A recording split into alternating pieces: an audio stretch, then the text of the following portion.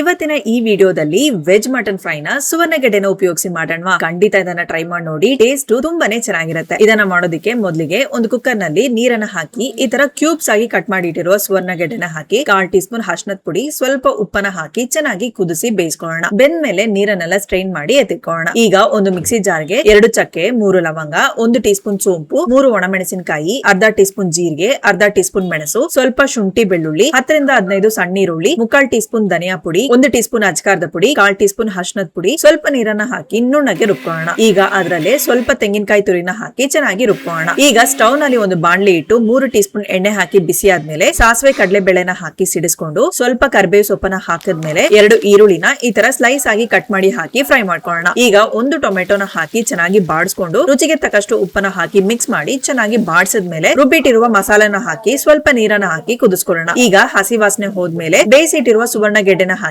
Mix ಮಾಡಿ ಈ ತರ ಮಸಾಲೆ ಜೊತೆಗೆ ಚೆನ್ನಾಗಿ ಹೊಂದ್ಕೊಂಡು ಬಂದ್ಮೇಲೆ ಸ್ಟವ್ ನ ಆಫ್ ಮಾಡಿ ಬಿಸಿ ಬಿಸಿ ಅನ್ನದ ಜೊತೆಗೆ ತಿನ್ನೋಡಿ. ತುಂಬಾನೇ ಚೆನ್ನಾಗಿರುತ್ತೆ. ಸೊ ಈ ವಿಡಿಯೋ ಇಷ್ಟವಾಗಿದ್ರೆ ಲೈಕ್ ಮಾಡಿ, ಫುಡಿ ಕನ್ನಡನ ಫಾಲೋ ಮಾಡಿ.